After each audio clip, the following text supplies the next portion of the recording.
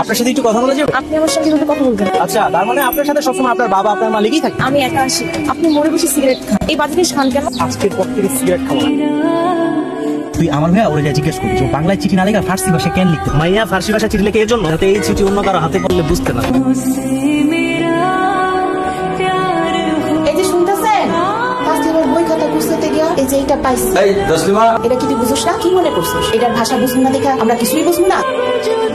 কি হচ্ছে তাসলিমা, এত জরুরি রাখলা? আপনার আম্মা আমাদের কথা জানি না, তারা এখন আমার অন্য একটা ছেলের সঙ্গে বিয়ে দিয়ে দিবে। বিয়ে দিয়ে দেবে মানে? আপনার আমার আব্বু আমার কেউ পছন্দ করে না। ছেলে হিসেবে আমি কোন দিক দিয়ে খারাপ? আপনি তো জানেন আমার নামাজে পড়ি, যে ছেলের সঙ্গে আমার বিয়ে ঠিক করছে 5 ওয়াক্ত নামাজ পড়ে। তোমার আব্বাকে যে বলো আমি চেঞ্জ হয়ে যাবো, নামাজও পড়বো। আম্মা সাগর ছেলেটা খুব ভালো। এখন তো এসব কথা বলে কোনো লাভ নেই, তুই কি তোর আব্বারে অপমান করতে চাস? কেমন আছো? বাপের বাড়িতে বেড়াতে আসলে? কালকে আসছি, মানুষের কাছে এখন অনেক প্রশংসা শুনি। খুব কাছের একজন মানুষকে কথা দিয়েছিলাম তো।